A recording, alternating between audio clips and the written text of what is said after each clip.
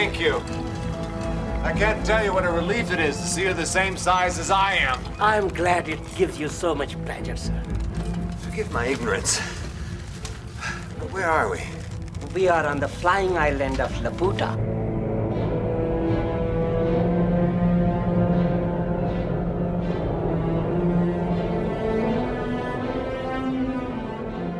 I was flying, traveling through the air several hundred feet above the ground. And how big was this flying island? It was huge, at least a half a mile across, but floating gently through the air as though it were no heavier than a cloud. And people lived on it. Several hundred of the greatest minds in the universe. Living conditions were quite cramped. It was like a warship. Everyone lived in tiny cabins and only came out from time to time to the observation decks. Excuse me. Noble sirs. These masters are engaged in contemplation of the universe. Do you wish to enter into discourse with them? Well, yes. If you'll permit me, sir.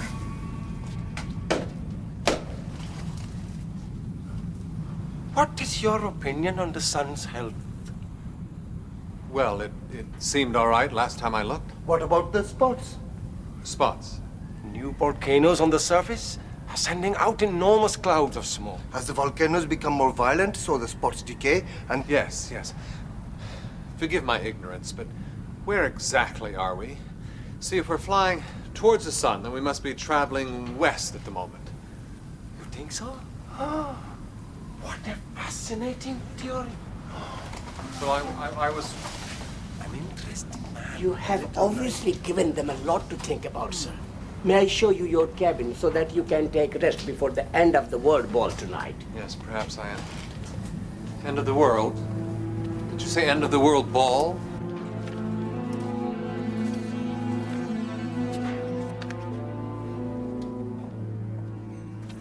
Home, breakfast.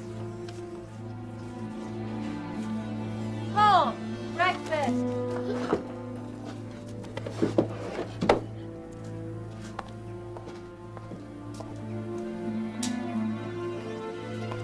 You're not going to leave the table until you've eaten something. Do you see the harm he's done? Tom? Tom! I'll see to him. I will not accept this behavior towards Dr. Bates, and I will not have you being disobedient. Please come out right now and eat your breakfast. I won't tell you again. Look, and I know why you're doing this, and it's not going to achieve anything. None of the things your father told you are true. He just made them up to entertain you. He's very ill. That's why he can't come home. I can't change that, much as I want to. Your silence will not help him.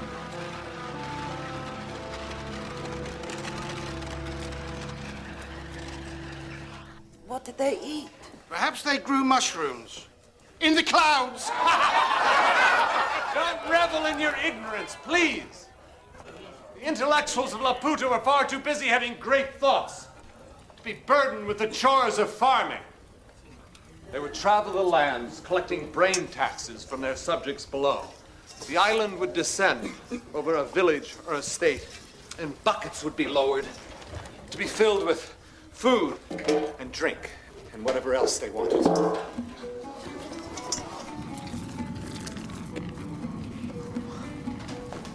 This is where you will sleep, sir. But there appears to be no bed or table or anything that...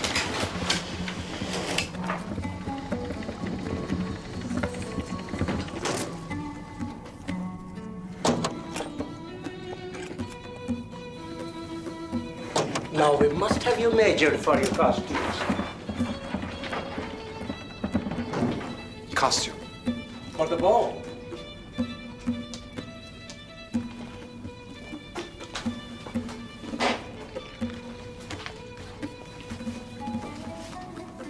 brilliant intellectuals employed techniques unknown to our tailors in the old world.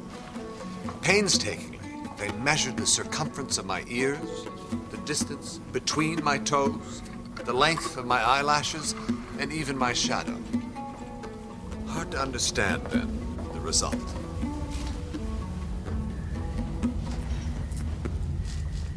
Hello. I hope you're settling in all right. I saw you in the ocean and ordered you winched up. Oh, thank you. I'm Prince Minodi. Forgive me, Your Highness. Oh, no. Don't bother with all that. Nobody else does. Everyone knows I'm the most stupid and ignorant person in Laputa. Oh, I'm sure that can't be true. I'm sure it can. The only reason I'm tolerated is that I'm the Raja's son. I don't suppose it'd be possible to have an audience with your father. You see, I'm trying to find out how to get home. Well, he's deep in thought up in the observatory at the moment. But I'm sure he'll see you in the afternoon. I'm performing tonight, so I must dash. You wouldn't want to see him in this condition. But if you try to visit him again, I know it will just agitate him further. You say the same thing each day. Because he gets worse each day. More disturbed and violent. I know what you're thinking. You believe that I'm deliberately trying to keep you away from him. Yes, you do, Mary. I only did what I thought was best for Lemuel. And yet, as soon as I had taken him away, I suddenly felt guilty had I acted in haste. For selfish reasons. Perhaps I'm a coward. Perhaps I should have sailed the world. And then you would have chosen me. But when I see him now, how broken he is, I wonder perhaps if I am not the wiser man for all my cowardice. If I cannot see him, I will write to him. Will you take him my letters? Of course, Mary, of course. Answer me one thing. Do you really believe that he'll recover? Yes. Yes, of course. Don't you? I only wish I could say yes.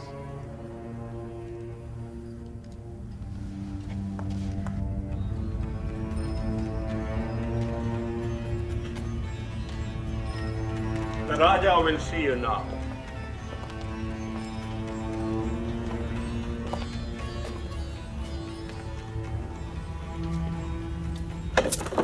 Well, why? Ow, thank you. I can manage on my own. Thank you, that will not be necessary. Majesty, I am a traveler from... Excuse me, Majesty. I'm trying to get back to England, Majesty. England? You know of it? Do you like it? England, Majesty. It's my home. No, the music. The music of the spheres. I confess I strain to hear anything. Ah, then we must adapt your ears so that they can hear more clearly. I'm undeserving of such honor. Yes, I suspect you are. Please forgive yet another interruption, Majesty, but I really am desperate to get home. I was wondering, perhaps someone else might know how to get to England. It is a small island, but of unrivaled world importance. You could try the academy. They know everything. Everything that's worth knowing. And much more besides. And how will I find this academy? You will find it smashed into smithereens. You will find it in 100,000 pieces. For I have compared the figures of the moon and the zodiac, enabling me to announce with complete confidence that a blazing comet will collide with the sun at 3 minutes past 3 in the morning. Good heavens. That phenomenon coincides exactly with your arrival. What is your name? Gulliver, Majesty. We shall name this unspeakable catastrophe Gulliver's Orb. Too kind.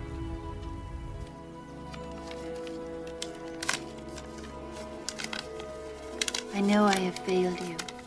I should never have agreed to send you away. But please believe how hard it was for me. I only want you to be well again. My deepest wish is that you will soon come back and live with us. To have you and then lose you again is almost unbearable. If you refuse to see me, then at least write just a few words. I will always love you. How does one prepare for the end of the world? The Raja had commissioned a special symphony to celebrate it. though I must confess I found the music a little too intellectual for my taste. I thought you were playing in the concert. I was asked to leave. My instrument kept playing in tune.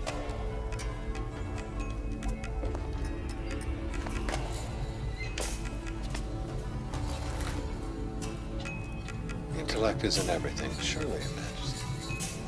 It is here. Well, at least the world is ending tomorrow. The world about to end. That night I couldn't sleep. I lay tossing and turning, waiting for oblivion, trying to make my peace. Finally, I fell asleep. I woke the next morning. I jumped up and rushed to my cabin window. Clouds still scudded, sun still shone, birds still flapped. The world had not ended. I wish I could share your excitement. Rather hoped it would. The island was controlled by a giant magnet. By ingenious movements, it could be made to rise or fall. The only disadvantage to this, as far as I could see, was that whenever the lodestone was moved, all the compasses on the island moved as well. So the Laputans had absolutely no idea where they were going. Where are we flying to now? Well, the next collecting point is Empress Minodi's, my mother's estate. But when we get there, it's quite another matter. Look apprehensive, Your Highness. I just know there'll be trouble. Mother and father disagree about everything. She's a very down-to-earth woman. Father's always had his head in the clouds, so to speak. They've lived apart for quite a while. I had a very unhappy childhood.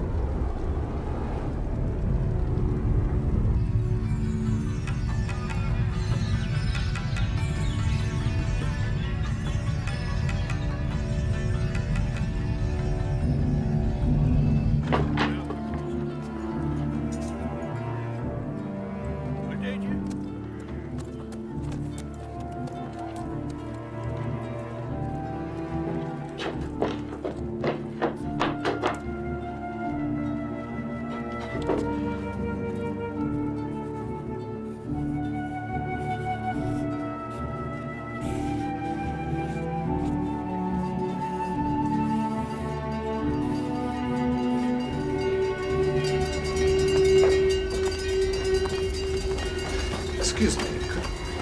Your Highness, what's happening now? Oh, I was afraid of this. My mother's refusing to send up any brain taxes. Come on.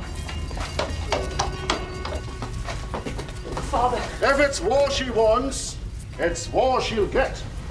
I am applying my massive intellect to the matter. I don't think Mother wants war. She simply doesn't think it's right we should take all her food.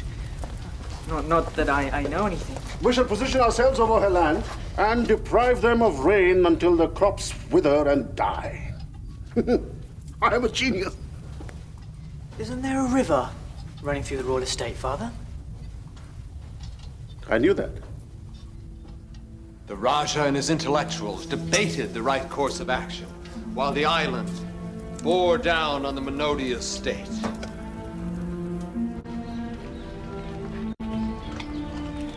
I wonder what my idiot husband will do now.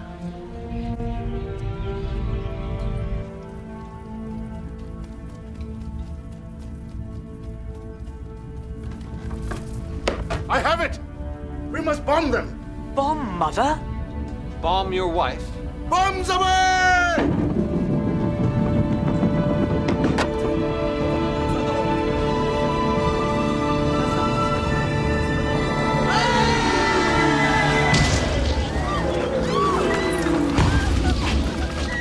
Bombs. Very well. Two can play at that game. She had ordered the construction of a massive magnet, tall as a house and mounted on a wooden truck, drawn by 12 cart horses. This was cranked upwards until it was aimed directly at the island. Then the horses started to drag the magnet away until... Father! We're descending much too quickly and at a very strange angle. Not that I know anything. Do you want to wear the dunce's cap again?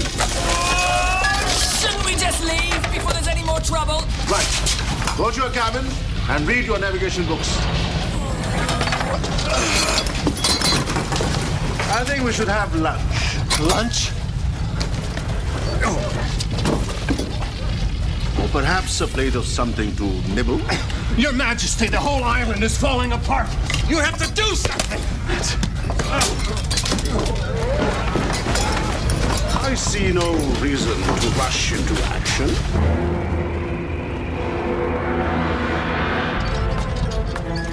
Your Highness, what should we do? I'm the last prisoners of a crisis. No, you're not. What should we do? If I wasn't so stupid, I'd suggest reversing the lodestone. Brilliant. You're a genius. Am I? Reverse the lodestone! Reverse the lodestone!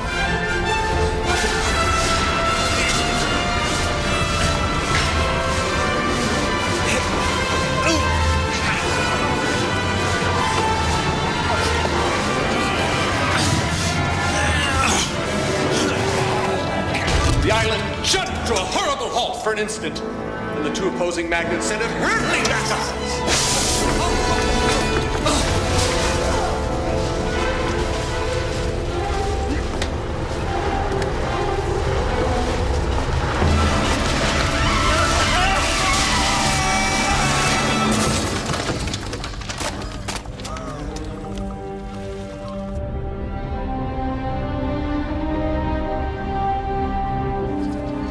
Rising again. That totally vindicates my decision not to act in haste. By waiting, the problem has solved itself.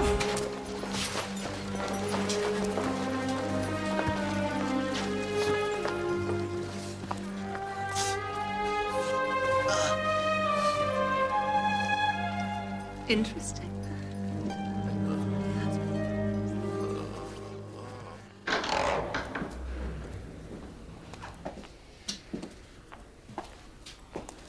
How are you feeling today?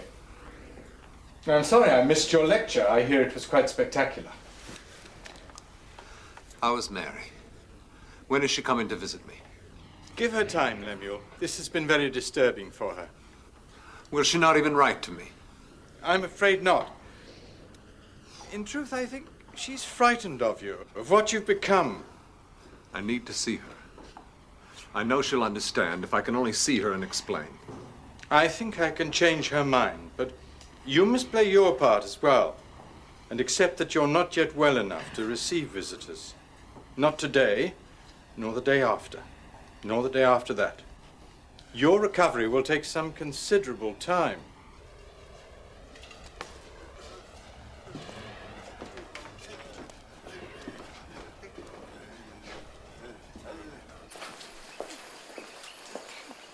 Good morning. Good morning. Your bag was delivered this morning with a note on it from my son. Oh, thank you. How is he? Well, I have to report that your son has failed all his examinations and is considered to be a complete idiot. Good. There's hope for him yet.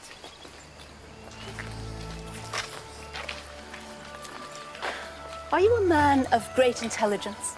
I fear not. Excellent. Compared to the brain of your husband, the Raja, my intelligence is negligible. He's an imbecile. But an imbecile of breathtaking intellect. What use is a flower to intellect? If my husband had his way, there'd be no flowers. He'd tear them all up to measure their mass, circumference, and volume.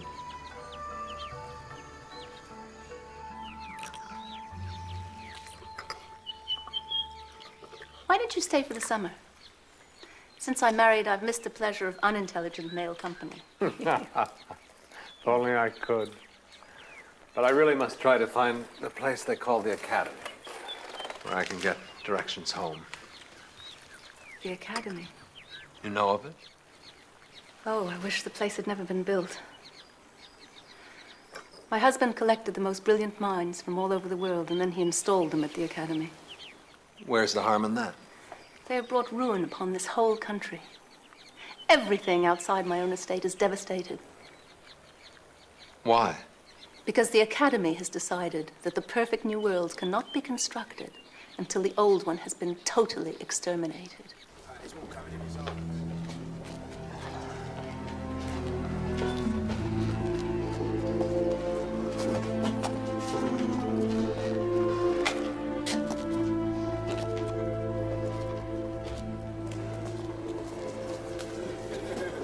I set off for the academy.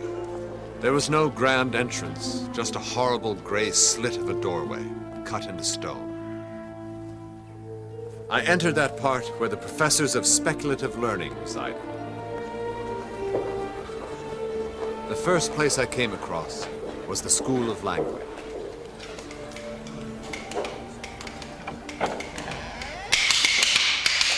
Oh, come in, sit down. Sit down. Now, speaking is, of course, a corrosion of the lungs and to be avoided. So I have devised a method whereby everyone will carry around all the objects he needs in order to converse and just point at them. What could be simpler? These two farmers are making a transaction to buy and sell a lamb. No, it's a conversation about the weather. About whether this farmer can walk his sheep over this other farmer's land. If I'm not mistaken, I believe this farmer is furious. Oh, no. Oh, he's delighted. He's proposing marriage, I think. Excuse me, sir. I'm trying to find someone who can tell me how to get to England. You see, I have to get home. If you have a question, go to the room of answers. I passed through the School of Politics, where 3 out of 4 people were informers, accusers, or prosecutors. Look at this. A seemingly innocent note from a boy to his grandfather. My brother Tom has just got the piles. What does that mean? Rearrange the letters. Resist. A plot is brought home. The tour. They were mad, all mad, so obsessed with their own worlds that they had forgotten reality. Excuse me, is this the room of answers? Ah, you've arrived at last. Here, put some of these in there. I need to find... See, I need...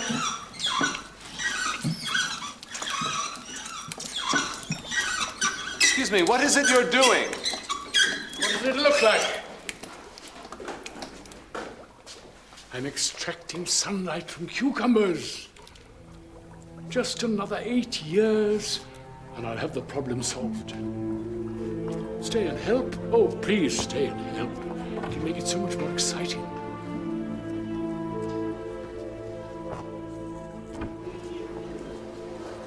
I saw people trying to build houses from the roof downwards, like spiders.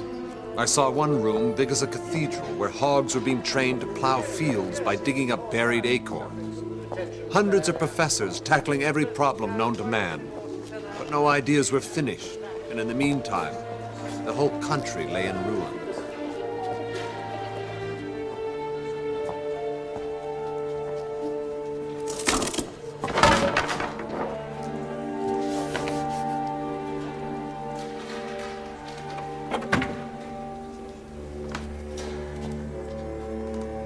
Is this the room of answers? Please, I have to know the way home. You know the way home, but you'll never find it. Because deep in your heart, you don't want to. No! That's not true. Subdue him. It's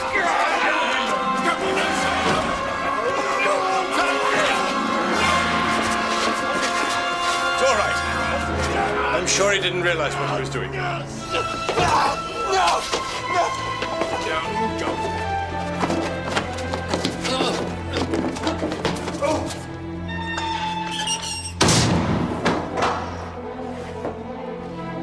I now found myself in the most desolate place to which my travels had so far brought me.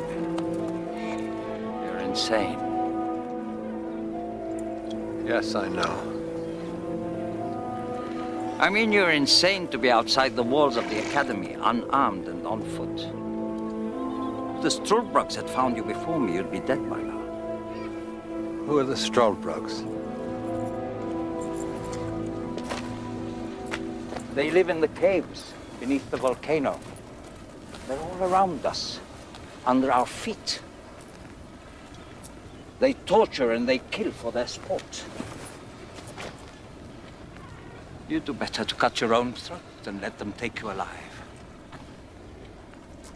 Yes, thank you. I will remember that. I'm the Lord of Glubdubdrib. My name is Lemuel Gulliver, and I'm trying to find my way home to England. Though I don't suppose you've even heard it. Of course I have. I have just ridden back from the port of Maldonado on the other side of the volcano. There's a Dutch vessel there bound for Portsmouth. It sails in a few days. Portsmouth? Home? I shall take you there. Thank you. Tonight, you must be my guest. Oh. Yes. Thank you. You're so lucky that I saw you before the Sturridge. I bought you some candles. Despite your behavior, I do not approve of this treatment of you. But the other doctors have superiority over me. And they have determined that you spend a week away from human society. A week? No, I can't stay a week in here. Believe me, I'm doing everything I can to get you out. You have to help me to get better. Of course. And you have to trust me. Now, take this. It will help calm you and let you sleep. Just have some whenever you want. Will you bring me paper and some ink? I'm going to write down everything that's happened to me. Why, what a splendid idea. Alas, part of the punishment is to be forbidden these things. I'll bring you some chalk so you can mark off the days. Now, please, take the medicine.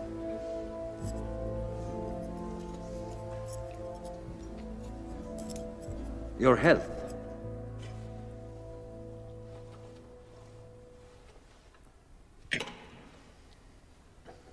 Do you live alone? Quite alone. I'm an historian, you see.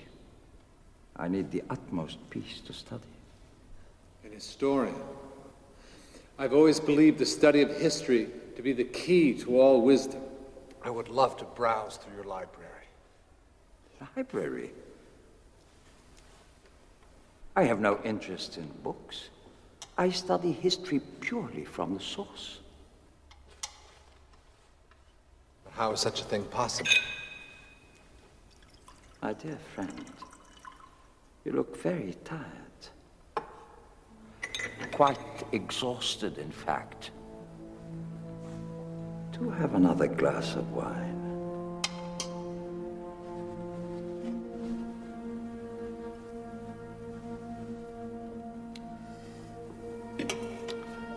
Forgive my rudeness, but I'm suddenly very tired. I wonder if I might retire for the night. Of course. Take your wine with you. It might help you to sleep.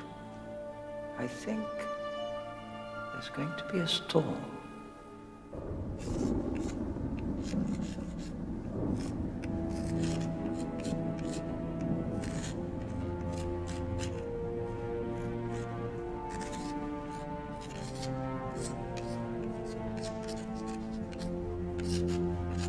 Did you sleep through the storm, sir? Must have done. Where's your master? He is resting, sir. He studies at night. He will join you for dinner. Thank you.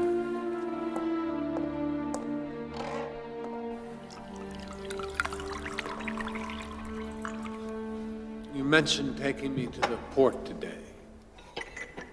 Did I? Oh, yes.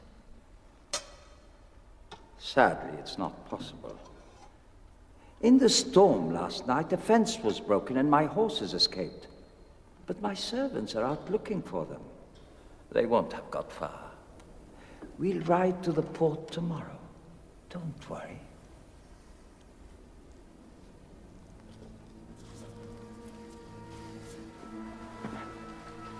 I was writing again to your father. I thought you might like to add a few words. Perhaps you will touch his heart where I can't. Tell him about your silent protest. I'm sure he'll recognize his own stubbornness in yours. You can even say how unfair I'm being, if you like. Write what you want. I want him to come home.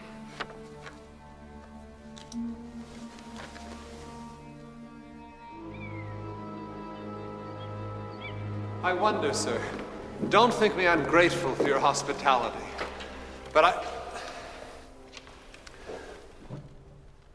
when do you think we might go to the port? My servants are out looking for the horses. Don't worry. We'll ride there tomorrow.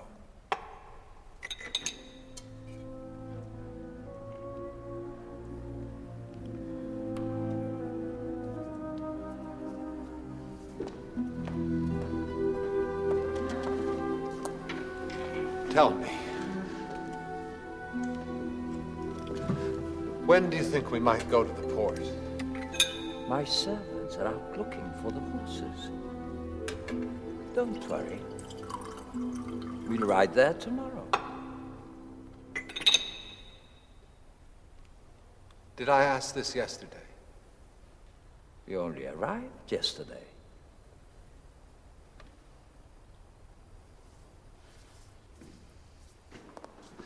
It always seems to be dinner time, and I always seem to be sitting down and then asking, when do you think we might go to the port? My servants are out looking for the horses. Don't worry. We'll ride there tomorrow.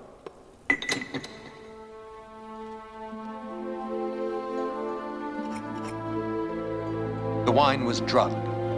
That's why I could remember nothing. I drank none of it that night and waited to see what happened.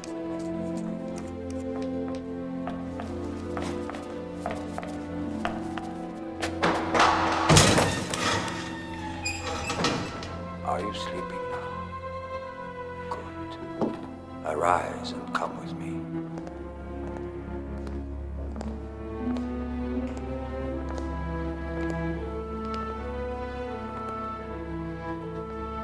I stand at the gates of life and death.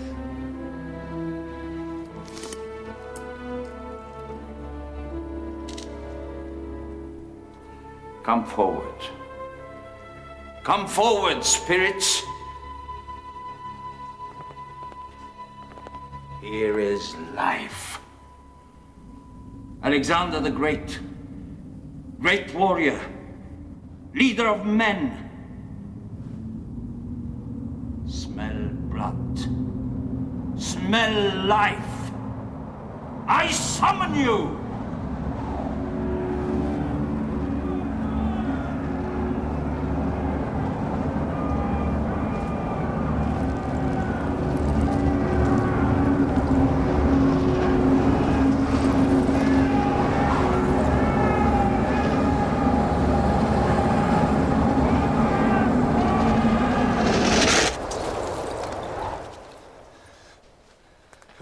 Why?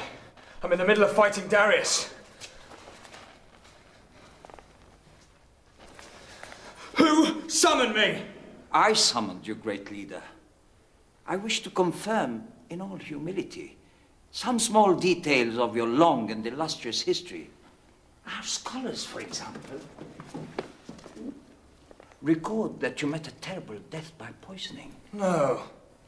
I died of a fever brought on by excessive drinking. Where do you keep the wine? Wait. Alexander the Great. I listened spellbound as he boasted about his military genius and his strength and cunning until he got so drunk he fell over. Over the next few nights, I bore witness to the resurrection of the greatest heroes of history.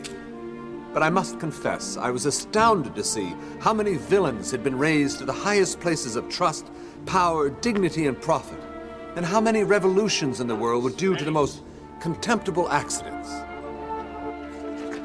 Observing the ease with which these great men of history were summoned, I began to see a way in which I might gain my liberty.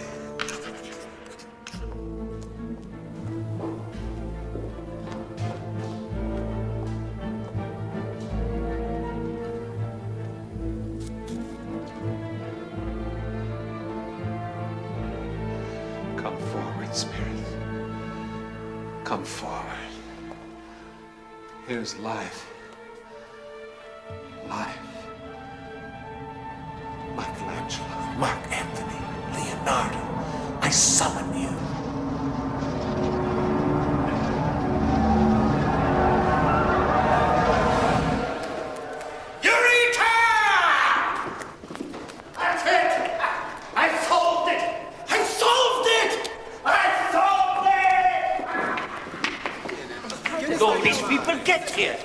No ideas. This is outrageous. You know how difficult it is to make them go back. Socrates, if souls exist after death, there's no reason to suppose they can't exist before birth. Even Mark Anthony! I command you to return! Cleopatra, you must go back, I beg you.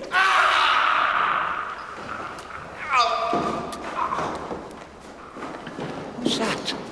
One of the Caesars, I think. I'm only trying to alleviate the boredom of my confinement.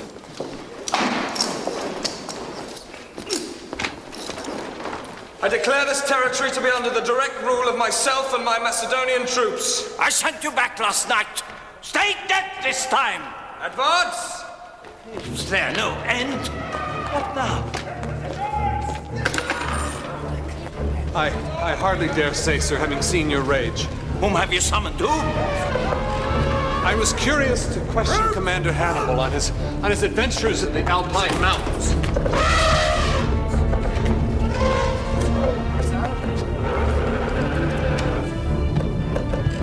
All right. Get out of here. Leave me alone. The door's locked.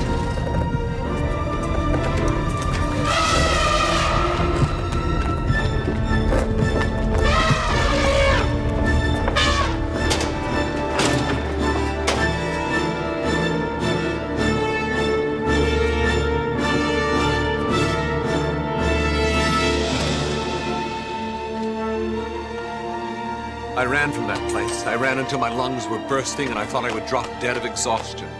How long had I been delayed? I had no way of telling. Would I be able to reach the port before the Dutch boat sailed? Did the port even exist, or was it another fantasy?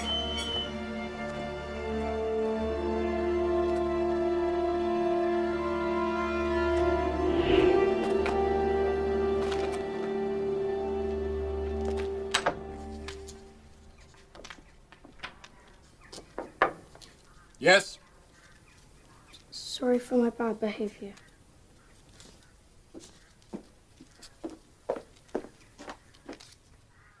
Mother says to give this letter to my father.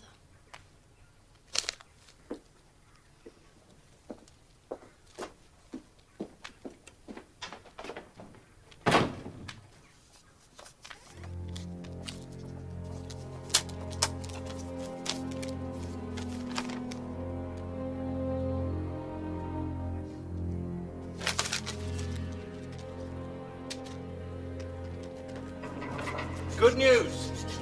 I've persuaded the doctors to return you to your cell. The understanding that I take a more active role in your treatment from now on.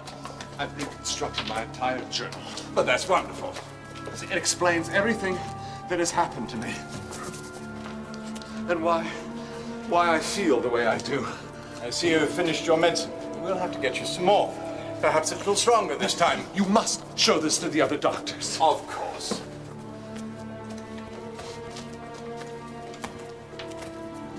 Clean all this nonsense off the walls immediately. Yes, sir.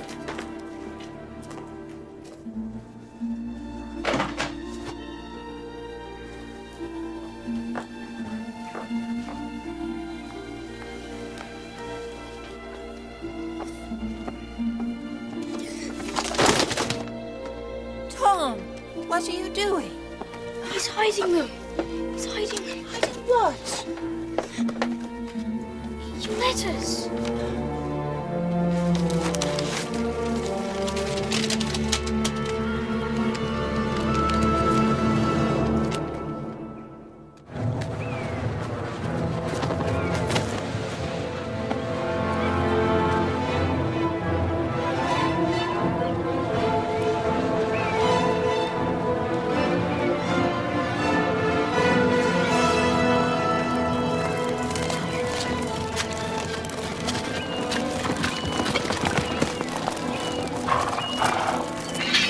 dare to trespass on our land. Enjoy the view. It's the last time you'll ever see daylight. You're a guest of the immortal Struldbrugs now. Oh, no. No, please, please, I have to get to the port. It's my last chance to get home, please. Wait! Wait, there's been some mistake. I was just trying to catch a boat home to England. I was not trespassing. Please let me leave.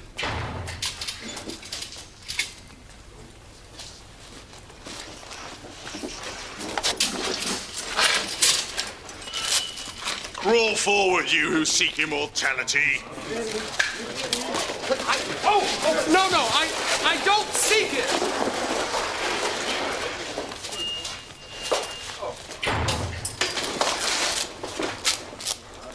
Grovel before the immortal gatekeeper. What gift have you brought me? I can't quite see. I'm afraid that I haven't brought one. Nothing? You've come before me with no gift at all?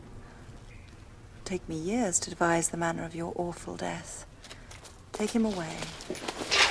No, wait, I do have something you might like. A giant wasp sting. A wasp sting?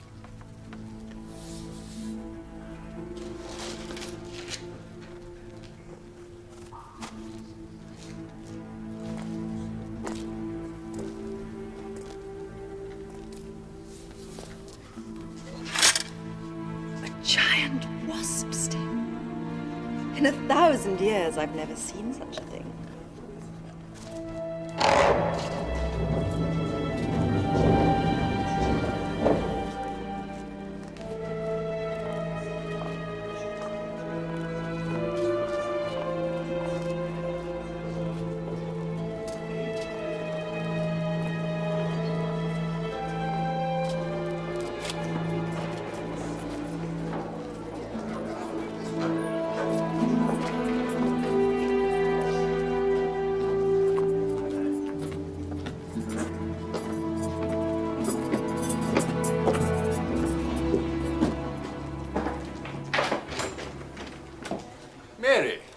I didn't expect to see you here.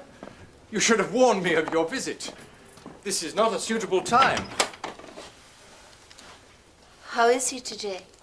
Well, much the same. You gave him my last letter? Of course, I stood with him as he read it. Your letters mean a great deal to him. I know he reads them many times. Now, Mary, I understand how hard it is for you to stay at home and wait. But if he is really to fully recover, we must trust the doctors. You're a liar.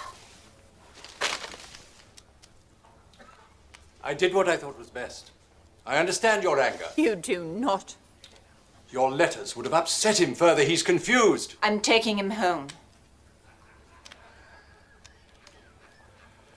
Would that it were so simple. But once admitted, he cannot leave without a formal hearing. Then I insist such a hearing takes place. Of course. I've no desire to keep a sane man confined. I'll speak to the senior doctors. We'll do it tomorrow morning. Come and see. One moment. I don't anticipate any problem settling the matter. In my grasp. Man's greatest desire to cheat death. What must it be like to be immortal? Never dying, never. Can you imagine it?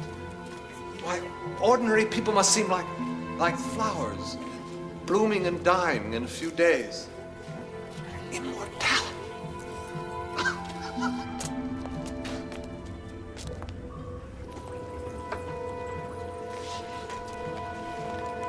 Welcome to the immortal world.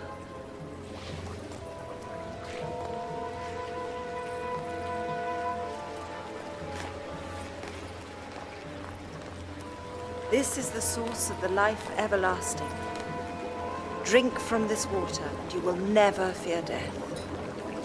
Never. But I have to get home. There's a ship in the harbor. I only have minutes before it sails. Minutes? What minutes? You have no need for such petty considerations here. I was offered immortality, man's dream. With the fear of death removed, I could I could learn the truths of existence. I could get riches and wisdom. I could read every book ever written, study the movements of the planets and the stars. I could watch the rise and fall of republics and kings, and from the great depths of my knowledge offer advice to all. I could do anything. It's true. I too have been there and seen what you describe. The Struldbrugs. You have? Then I'm not mad. No. And as I drank, I saw the king riding on a walrus high up in the sky. Oh.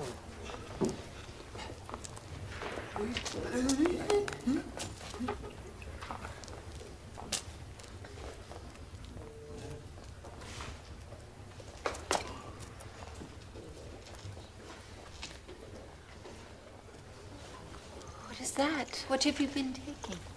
I don't know. It's medicine. You're a doctor. What are you doing taking something when you don't know what it is?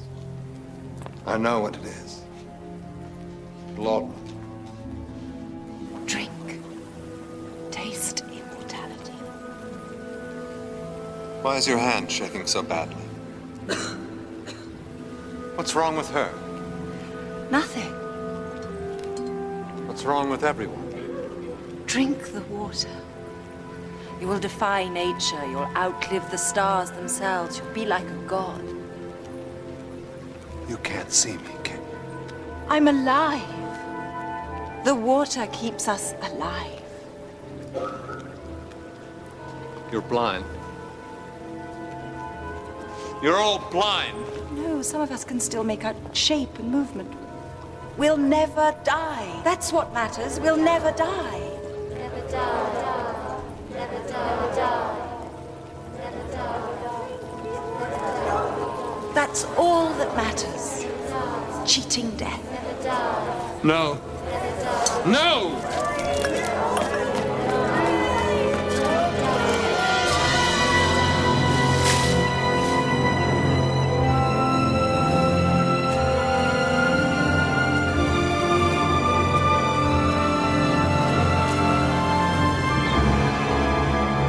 I ran like the wind. Below me lay the sea, and the port was surely not far beyond. When I reached the jetty, I leapt! I made it! I was going home. Home, finally. England. Surely now, after all the misfortunes I'd suffered, nothing could go wrong. That night I couldn't eat anything. Mary, I need some of my medicine. No, you don't. No. I feel terribly sick. My mouth is all red and swollen, and my arms, I can't lift my arms. Everyone's complaining of the same condition. I don't know if I brought the fever on board, but within a week, it had spread throughout the entire ship. I got sicker and sicker, but I refused to die. I refused to die, not after everything I'd come through.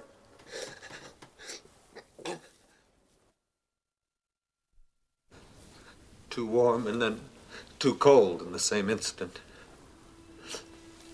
Of the officers, only 2 others survived. Bodies were just rolled overboard by people too weak to perform a decent ceremony. Everyone stopped working. The ship just drifted, sails down and idle. Mary, I must have some of my medicine. You're doing so well. In all, we lost over 3/4 of our men. We were forced to find a port and take on fresh crew, some real rogues. As soon as we were at sea, they took over the ship and imprisoned me and the other 2 officers below decks. It was only a matter of time before they killed us. That night, I escaped and jumped overboard and began to swim.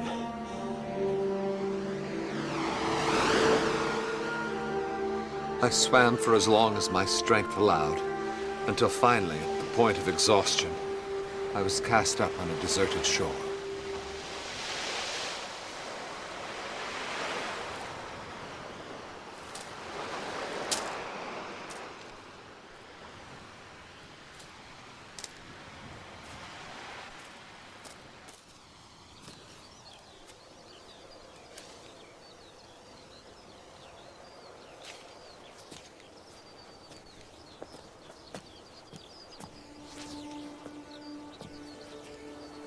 do you feel this morning? I'm still here, if that's what you mean.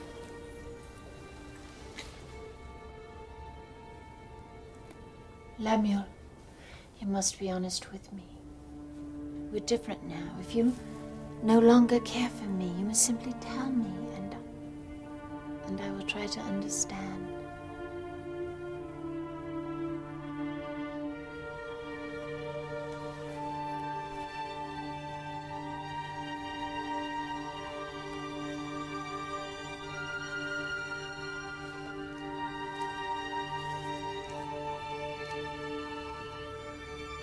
It's a star.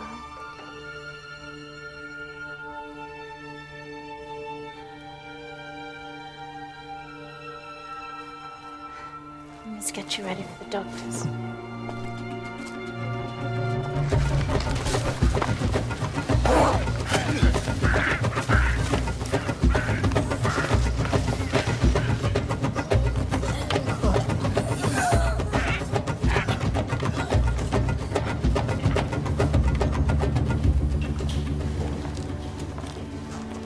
Don't be afraid. Just speak the truth. Admit to the fantasies you've been having, but say that they're over now and they'll let you come home. Are you listening to me?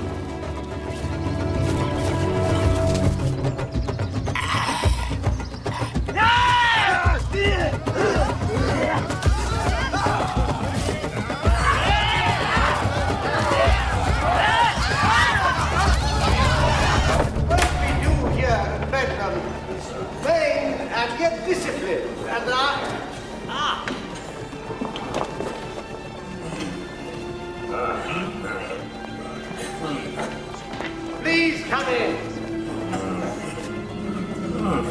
Yahoos. Ladies and gentlemen, we brought before you here today one of our most exceptional patients. Why are all these people here? Why shouldn't they be? The governors of the hospital, students in medicine. But you said nothing about it being in public. Mary, I cannot reorganize the entire workings of the hospital for your convenience. I want to go back to my cell. This place is full of yahoos.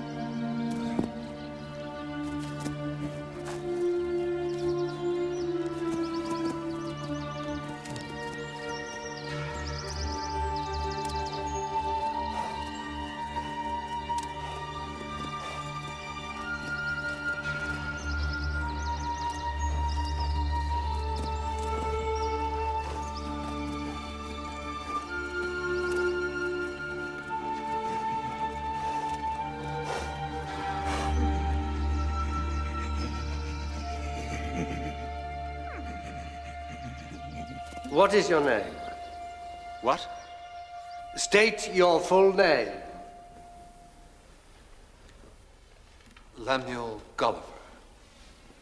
Now stand up, please, and then perhaps Dr. Bates will inform us a little about your condition. May I say something first?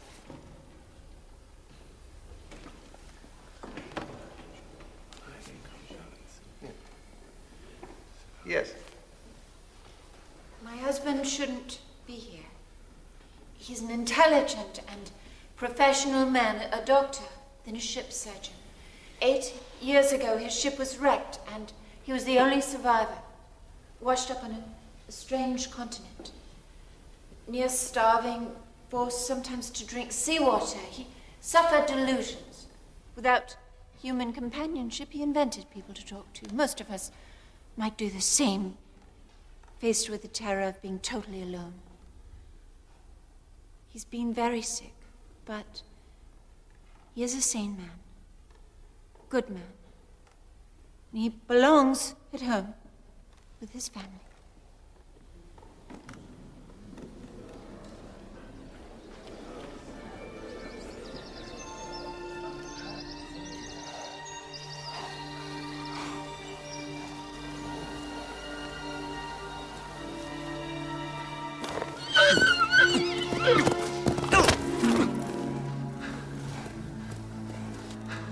No, please, I'm sorry. I didn't mean to offend you. If you're a magician, as I think you are, and you've changed yourself into a horse for some reason, I want you to know that I'm just a poor Englishman. I'm lost and alone, and I would like to ride on your back to the nearest village or town. No, wait!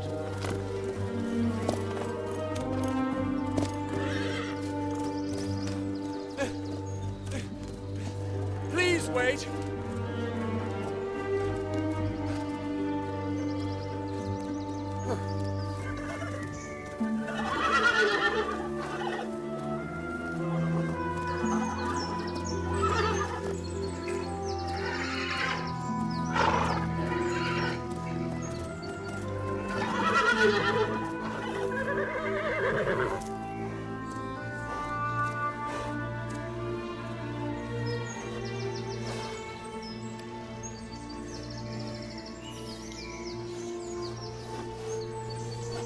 Before you, one of the most unusual cases that it has been my sad privilege to examine here. I have, of course, my own observations about this unique case, but I would prefer that the patient explain a little first in his own words. I'm sure you will find what he has to say instructive.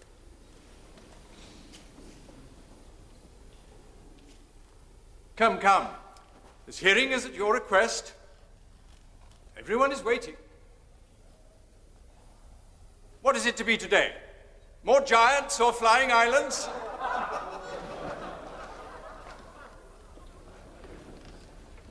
don't want to say anything. Really? Surely you must have had some more fascinating conversations with Plato or Aristotle. Please don't disappoint us. Nothing to say. Very well. Escort him back to his cell.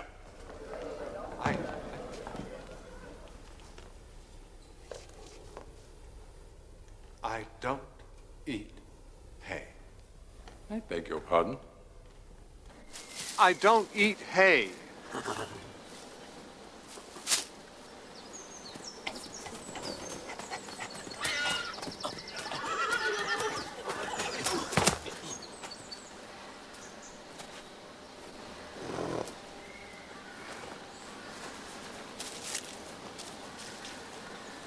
No, thank you.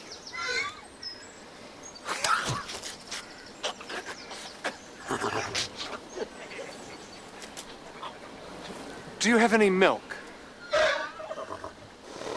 You know, from cows.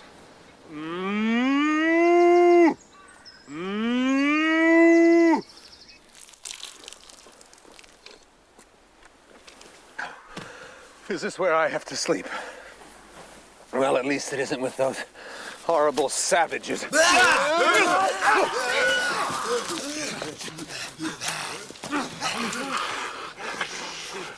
I can't sleep here. You saw how they tried to attack me. And the smell is unbearable. What if they try to set on me in the middle of the night? Those...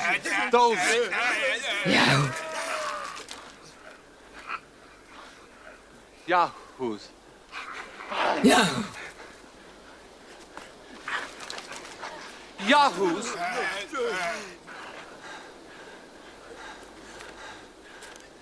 Man.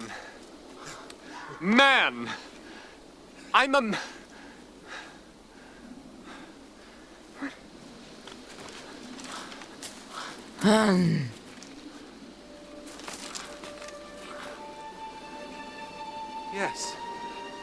Yes, man. You can talk. What sort of being are you? Are you a horse?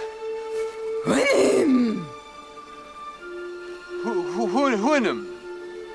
Winning!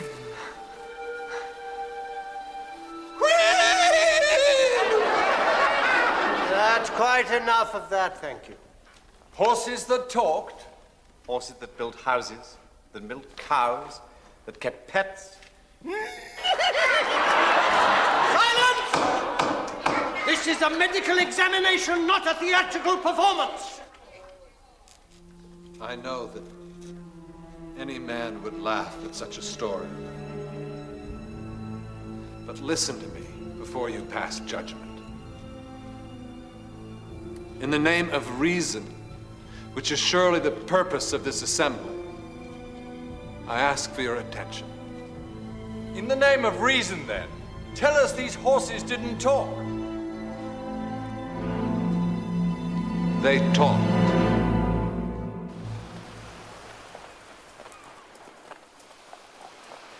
Over the next few weeks, I struggled to learn and understand the language of the Houyhnhnms.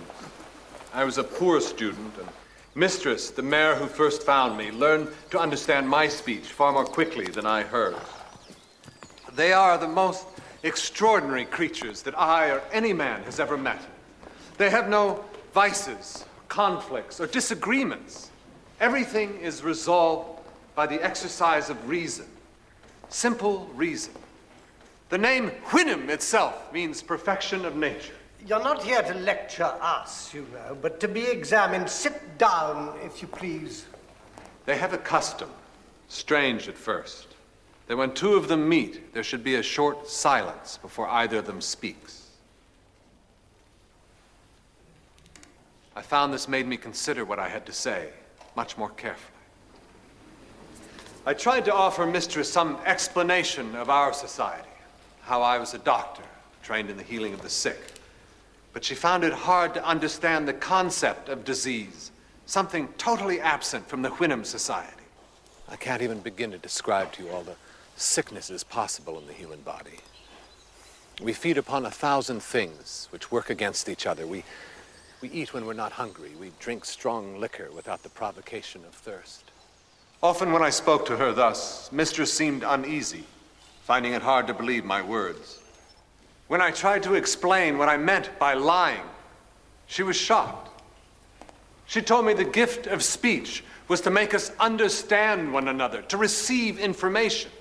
And if anyone said the thing which is not a lie, then that purpose, gentlemen, was defeated. So, what is your implication? None, sir. I merely point out that she could conceive of no reason or purpose to lying, something which is so perfectly understood and so universally practiced among human creatures. It was with the greatest difficulty that I could make her understand what I meant by power, government, and war. Law and punishment and 1,000 other things had no equivalents in their language. Horses in my country are like yahoos in yours. We keep them as beasts of burden. We put plates of iron on their feet so they can walk on our stony roads, and saddles so they can be ridden. By yahoos? They have no choice. Horses are usually broken and tame when they're very young. The males are generally castrated when they're 2 years old to take down their spirits. If they show any disobedience, they are beaten with a whip or kicked with spurs. We use them to pull heavy loads or to plow our fields. Rich ladies ride them round parks, and sometimes we race them for our entertainment. And when they get too old to work or to be ridden for fun, they are butchered, skinned, and sold for dog meat. And what's wrong with that? What is your argument, sir? I think the proposition being advanced is that this society of horses is superior to our own. Is that your suggestion, sir? I'm not suggesting it, I'm insisting on it. The yahoos, on the other hand, seem to have no virtues whatsoever.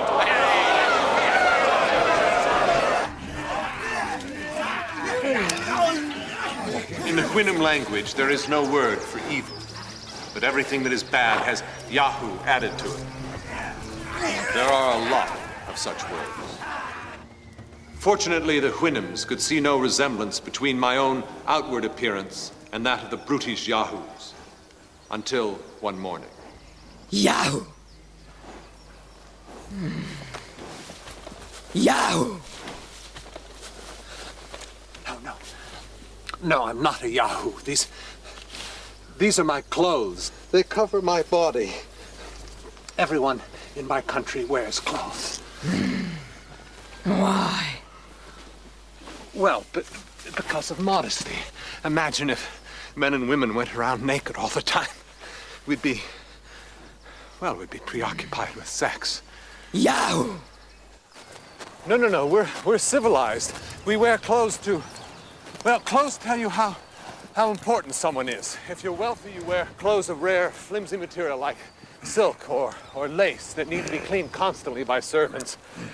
And of course, you buy new clothes all the time because, well, obviously for a lady to be seen wearing the same dress more than once would be unpardonable. I don't have any dresses, of course, because, well, I'm a man and men don't wear dresses. Oh, dear. Can we change the subject? Are you telling us, sir, that this horse friend of yours did not understand the need for clothes? Precisely. Do you? What do you mean by that? Why should we not be seen as God made us? Because, as every Christian knows, it would be immodest. Meaning that these ladies and gentlemen would be incapable of modest behavior if they were not wearing clothes? That they would be yahoos? Some of the Houyhnhnms agreed with you, sir. They were now concerned that I was really a yahoo and should be treated as one. I told Mistress that if she would spend a few days with me in a study of these creatures, it would become quite apparent that I had no more in common with them than she did, and we could clear up this confusion once and for all.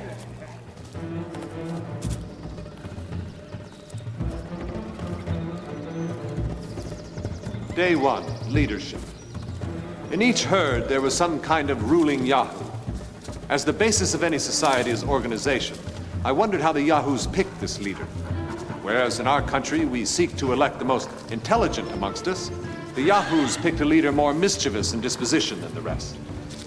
This leader would then choose a favorite, as much like himself as possible, whose job it was to lick his master's feet in posterior and drive the female yahoos to his kennel. What are you implying? He would continue in office until an even worse candidate could be found, at which point he would be discarded. And all the yahoos in the district would come and discharge excrement upon him from head to foot. I am warning you. Day 2, aggression. The bestial yahoos would fight for no reason at all. Whereas, as I explained to Mistress, in our society we only fight for a very good reason indeed. Such as, well, because our enemies are much weaker than us, or we desire all their land. Day 3, mating. I fear I may shock you with my personal experience of their practices, but I believe it's vital that you share my deep revulsion at the antics of our neighbors. I had already observed that the red-haired males and females of the species were more highly sexed than the rest. So I should have been on my guard. It was a scorching hot day, and I thought the yahoo herd had moved on. So I decided to take advantage of the cool water.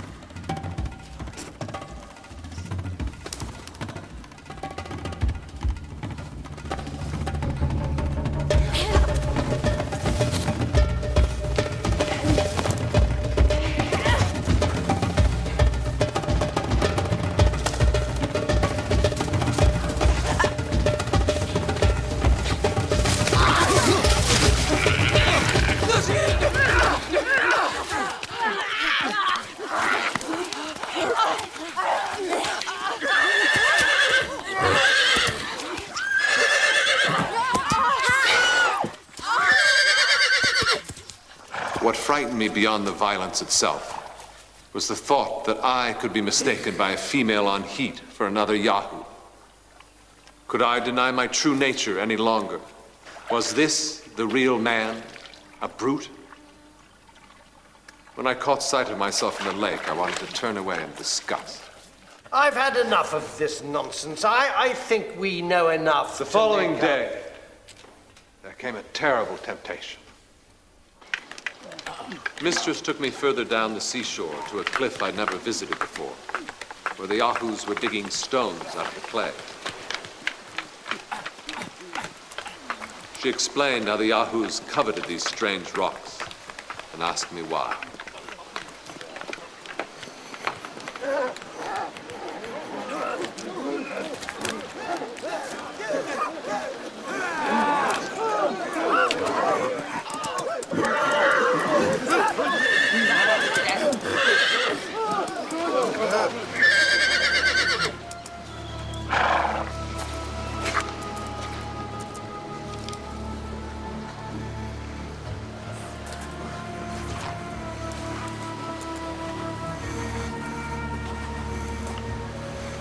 In my country, they're called diamonds. What are they for? I have no idea. Primitive people like shiny things. They have no value. None whatsoever. Liar. What a liar I was. That night I made a crude pick from a flint head. I crept out of the compound straight back to the quarry. All night long I hacked away to get at the diamonds. Do you know why I left my wife to go to sea?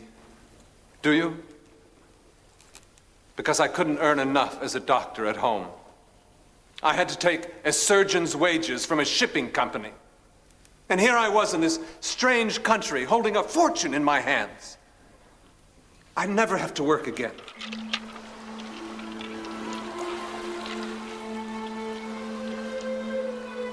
I'm rich. Rich. I can have anything I want. But what did I want? Since my journey began, I'd thought of only one thing. Home. Of waking up again in my own bed with my wife and all the things that I knew around me.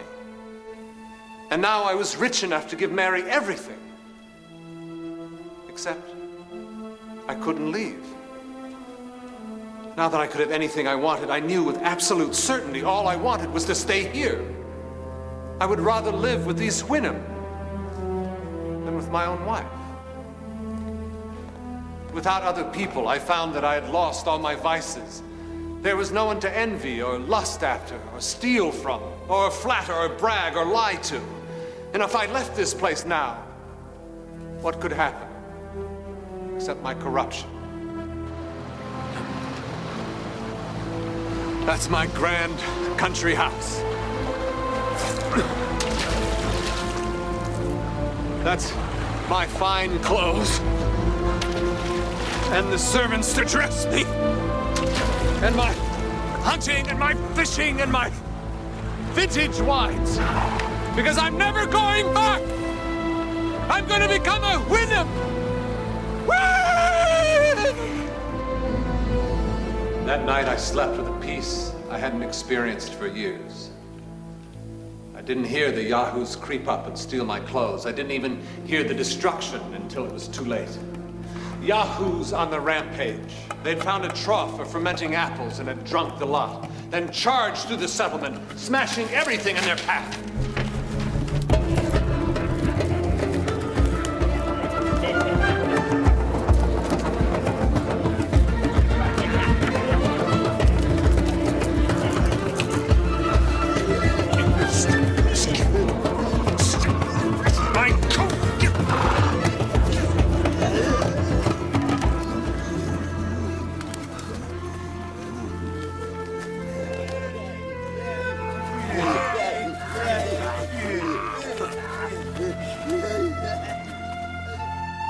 The Wyndham Council quickly reached its irrevocable judgment.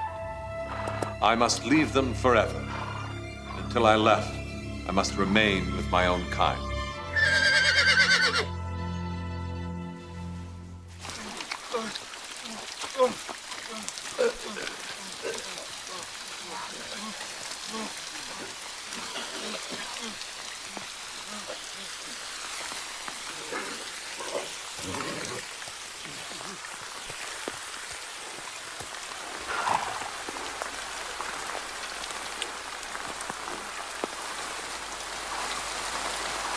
How long do I have? Until the full moon. Mistress! Is that it then? Am I really just another Yahoo in the end? Am I? Am I just another animal?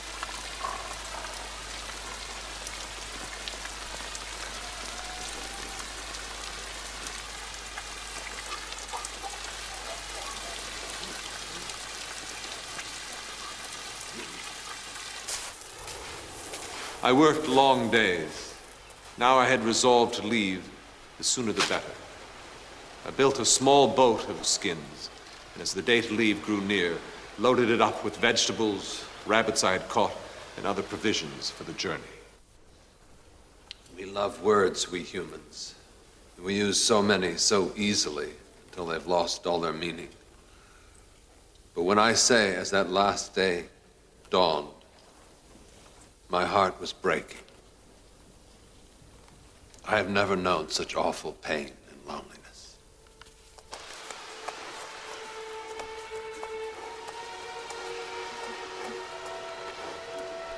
You are more Queen Aim than Yahoo.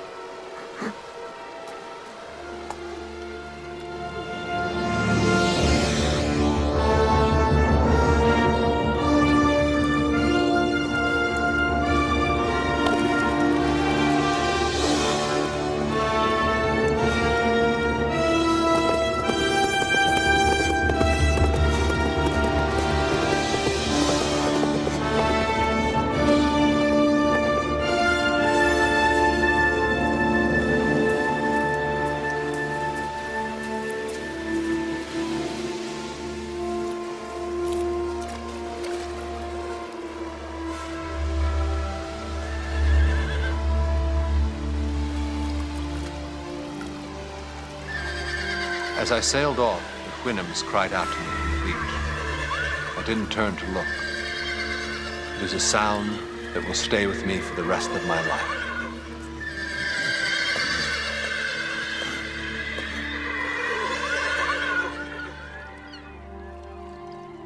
When I could no longer see land, I threw all my food overboard. I decided not to try and return home. I couldn't live with humans again.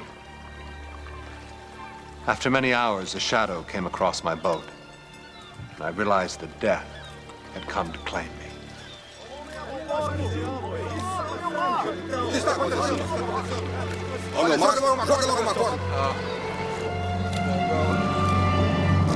Go away! Go!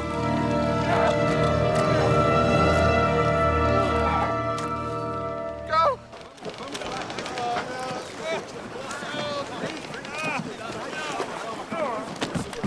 I stayed in my cabin the entire voyage, talking to no one. I ate the foul Yahoo food only to survive, and I washed myself whenever I touched anything, until I reached England. This really is the most extraordinary story, coupled with Dr. Bates's other notes. I've never heard a story like it.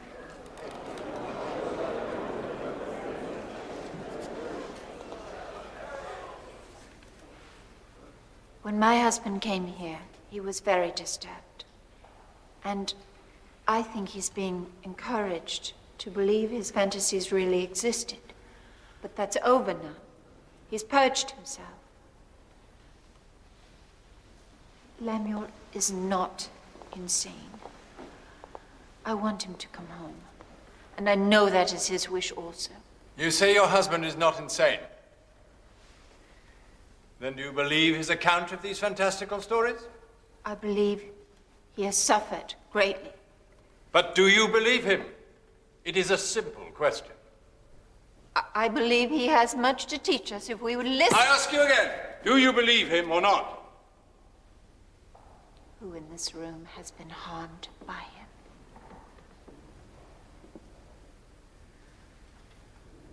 You asked me if I believe him. And my answer is this. I believe in him. I believe Lemuel is a truly good man. I believe he's an honest man. And I believe his journey has made him a better man. Tell me the crime he has committed that merits this terrible punishment. What if his stories are true? What if they're not? What does it matter?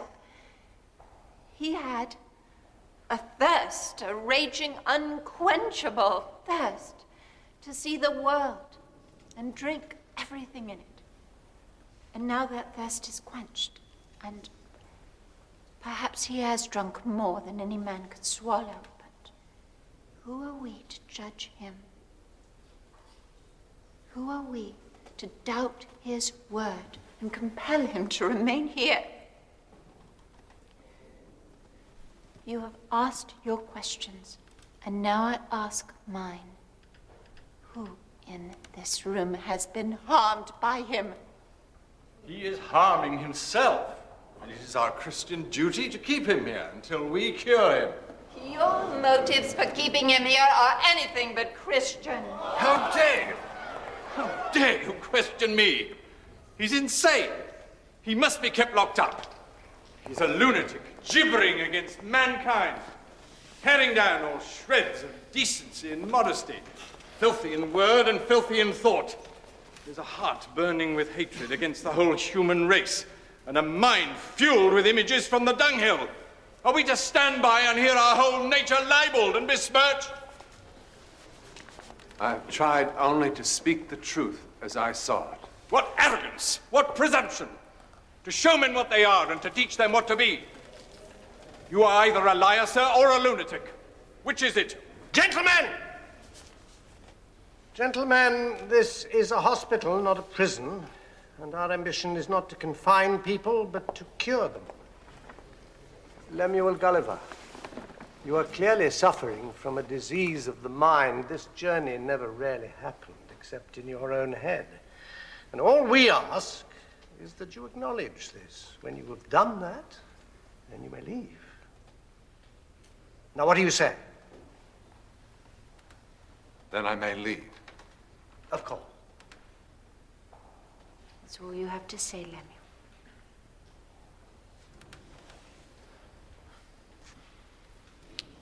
Every single thing I have told you is the truth and happened to me.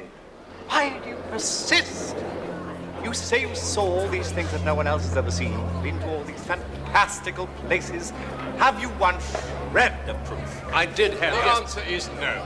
He has no proof. Isn't it enough that I say they're the truth? No, it is not enough. We shall review your case next year at the same time.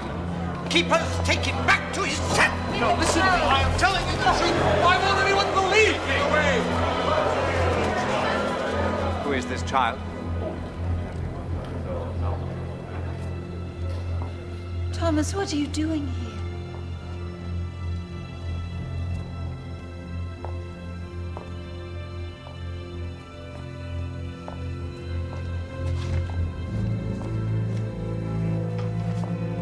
Go back to your mother, boy.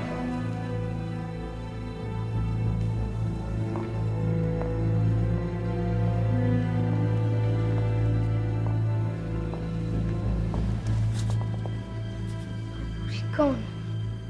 But he was in the garden eating grass. I found him again this morning.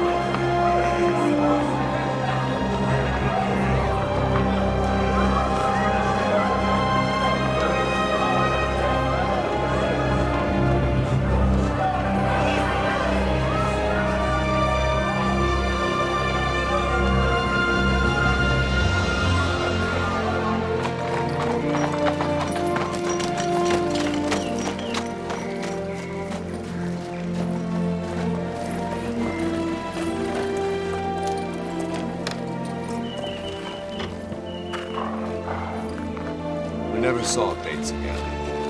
I heard somewhere that he had gone abroad, but I don't know if it's true. The house is still in his name, but he never returned to claim it.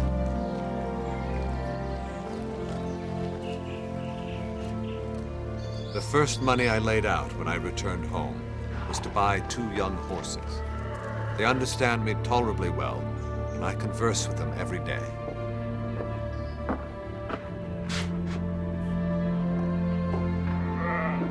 It was many months before I could look in a mirror without feeling some disgust at the sight of a human creature.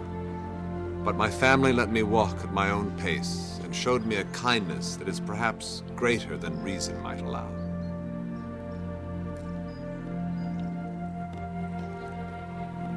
Until at last I was able to play with my son Tom like a true father. and be again a husband to my wife Mary, to whom I owe my life and freedom.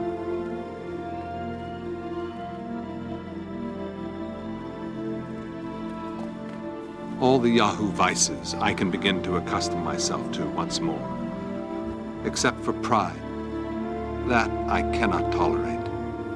I see myself for what I truly am. I have lost 8 years of my life, and yet the moments I have had, the marvels I have witnessed, the wonderful truths I have seen. You see, when night falls and you close your eyes to sleep and dream, I have seen the things that you can only dream about. I have been there. I was lost at sea for a long time, but I have been there. Oh, yes. All the way and back.